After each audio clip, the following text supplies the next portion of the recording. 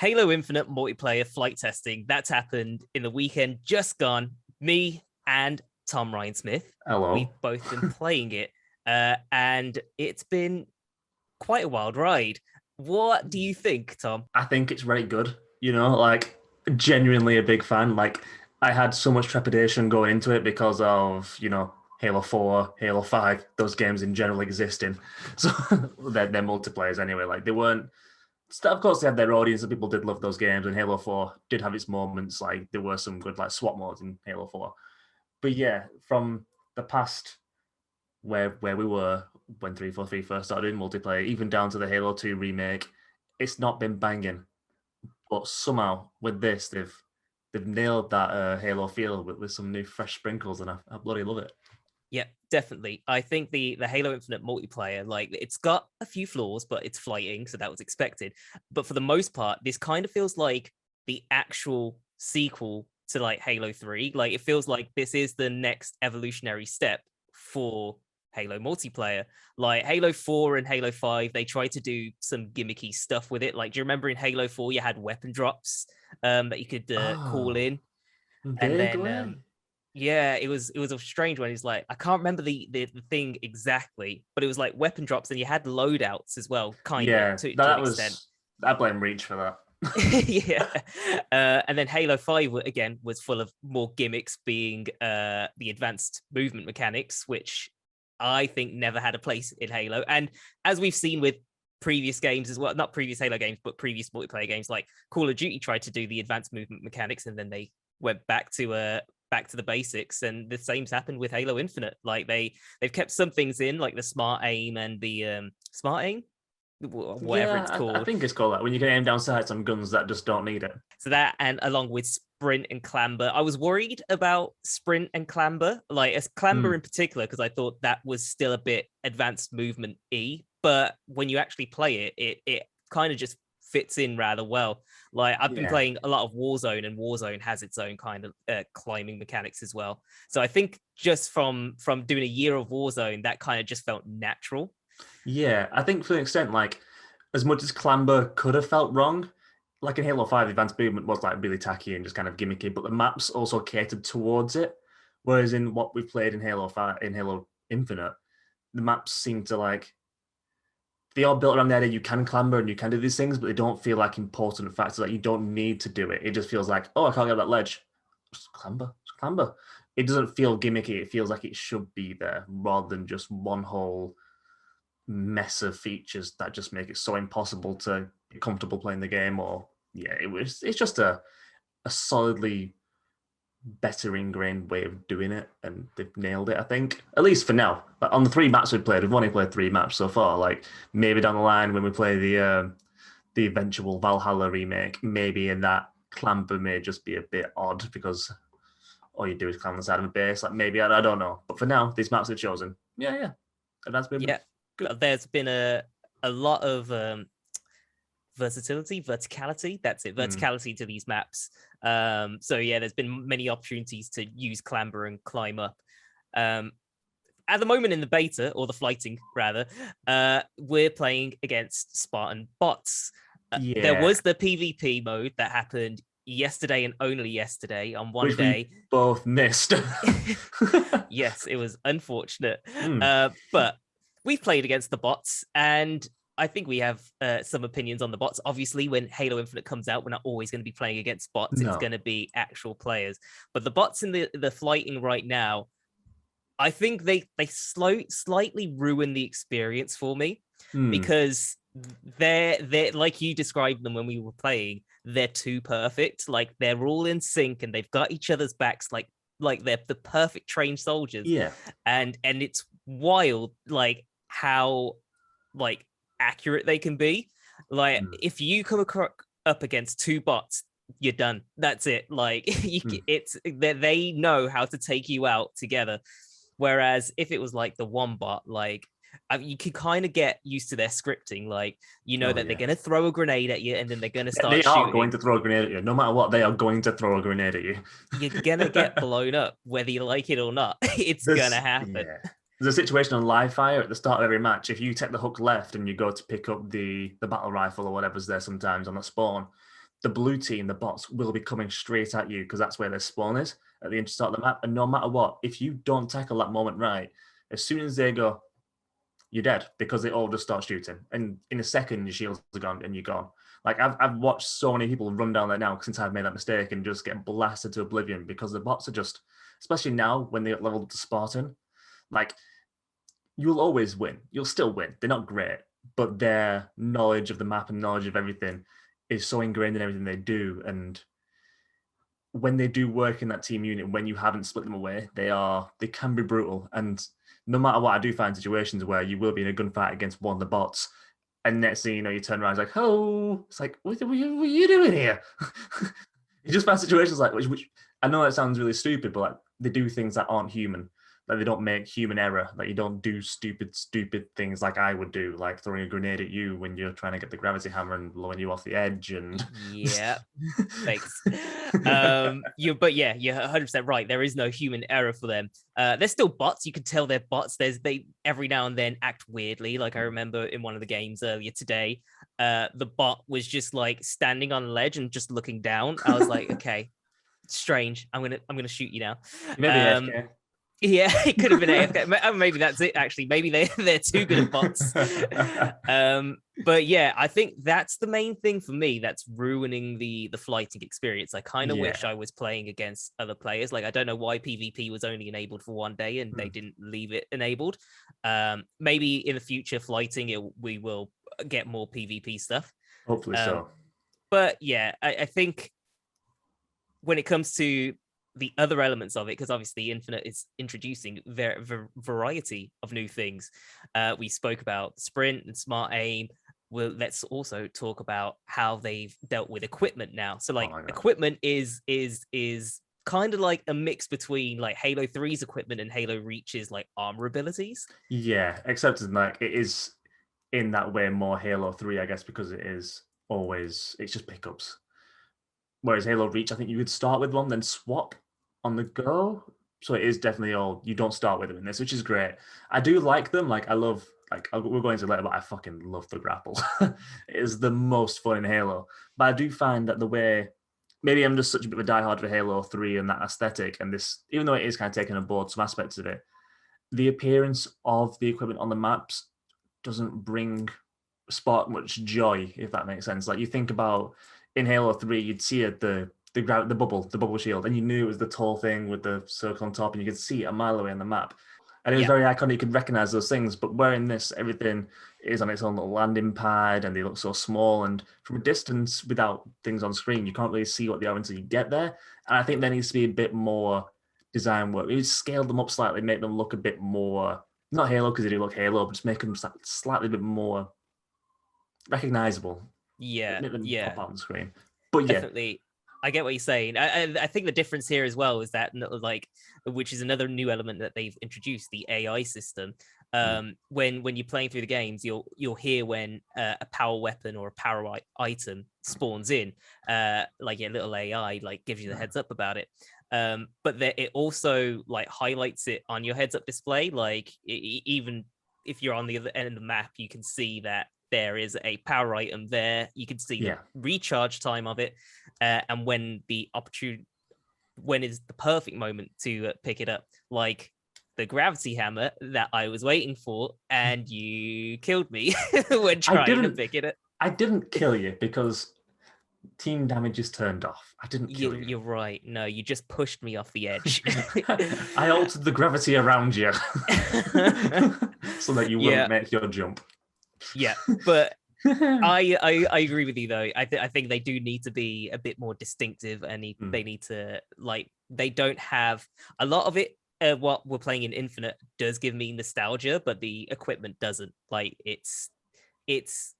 I think there's some tweaking that needs to be done to it. Like I've only used active camo once, and that, I mean, I tell you what, the active camo is really good because I remember when you used it. I was trying to fire a rocket at an enemy player, but turns out you were invisible right in front of me, and I ended up hitting you in the back. The invisibility is really strong in this. Like, it has never been so actually invisible before, has it? Like, this is the first you're like, oh no, you can't be seen. Yeah. It's cool. Like, it's nice. It's efficient. It was one of those moments where I was like, I can't believe that's happened, but also that's kind of funny and pretty cool that that's happened. I will say that like something that never happened in Halo 5, especially Halo 5. Halo 4 did have its moments. Those moments of joy and fun are back. Yeah. That weird sandbox moments that only happen in Halo, they're finally happening again. And that, maybe it's just in playing a 5, it just didn't click with me, and maybe they did exist there and I just didn't find them. But even playing by myself, I was having moments where I was cackling like a child at the sandbox. Like even like Yeah. with the grapple hook. Oh my god, like the way that works sometimes where you can, even if you miss your grapple, situations can happen where you're going to grapple an enemy. And I shot above someone's head. And for some reason, the bot was like, I'm going to jump. And I was like, oh, hey, whack. And I just felt so good. And I turned around and there was another blue bot there. This is on Bazaar. And I grappled across again, straight to that guy. Boom. And I was like, this is real good. Like, felt like Spider-Man or something. The new things of that. And then there was one point where, because the way equipment works, I don't know what happened somehow, but I had a grapple left over, but picked up camouflage camo. So I went invisible and I was grappling around invisible. Oh, interesting. Like, I don't know if you're meant to be able to do that. That may have been a bit of a bug, but I was just like, I am the invisible Spider-Man. It was great. Wow. Nice. Yeah, you're right. There is like, now that everything is more reliant on the sandbox, there is a lot more joy when battling out in the sandbox. The grapples are a lot of fun. Active camo is a lot of fun. I found the overshield a bit weak. Like, I picked it up a few times and I've used it, but it just never felt like proper powerful. Maybe this could link back to the bots, like the way that they're programmed. If because they're so in sync, like they can rinse your armor and your shields like pretty quickly. Like, so maybe that's what's been ruining the experience of grabbing the overshield, is that they're just, because they're so in sync, they're just rinsing it quicker than I can actually utilize it and get some benefits from it. I will say that is more of an issue with when they were Marine, it wasn't too bad. Like you were going to kick their ass so hard. And even in Spartan, you're still going to kick their ass. But it is their moments where they are clearly coming from the same bit of code and just always going. Yeah. Like something from Terminator and just going for you. Like there were times where it was on Bazaar again. I was higher up and I came out of a window and there was a blue bot below. And literally I took one step out the door. I know he couldn't see me because I was looking straight forward and couldn't see him. So by default, I know that the viewing angle, he shouldn't have seen me. He just went and started shooting. I was like, what are you doing? What are you doing? Like a human wouldn't have seen me. And there are those moments where you just go, yeah, it's a robot. Yeah, definitely. Yeah. Still big negative there. But let's talk about some of the weapons, because we haven't talked about the gun feel. And I have to say that I think this is the best the guns have felt since 343 took the reins. Like, the guns in the previous games just didn't feel like they had much oomph to them. No. And in my personal opinion, like the guns in Warzone are the ones that kind of feel quite like you can feel the power behind them.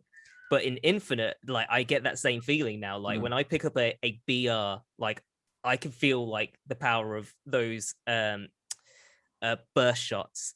But yeah, like I'm enjoying the way they sound, feel, and just play in the game. The sound design is really good. Like when it works, there is sometimes where the sound is completely cuts out in the game and you can't hear anything. But that's a bug for the flight. But like the sound design, when I first put the game on and I heard my overshield go, vroom, or like just my general shield, I was like, oh, it was like that iconic Halo sound, but with some extra pump behind it. It felt weightier. Like even than the first time that sound appeared in Halo 1. Every time I hear it, and especially when I've been playing the flight on PC sometimes with headphones on, it just feels fantastic. And like you're saying, the weapons, the sound brilliant. Like something they've done with the sound design with this game, it's peaking it. It's great. And I hope they don't nerf any kind of sounds and stuff. Like, and I hope they fix my biggest concern with Halo 4 and 5. Well, not biggest, it's a tiny concern. I hate the sound of the Warthog. I think people have done a terrible job with the Warthog sound, and that's nitpicking. But I'm really excited to try it next flight and see how they handle that. I never really thought about the Warthog sound. In Halo 3, it's so weighty. It's like a tank. But in Halo 4 and 5, it sounds like a go-kart.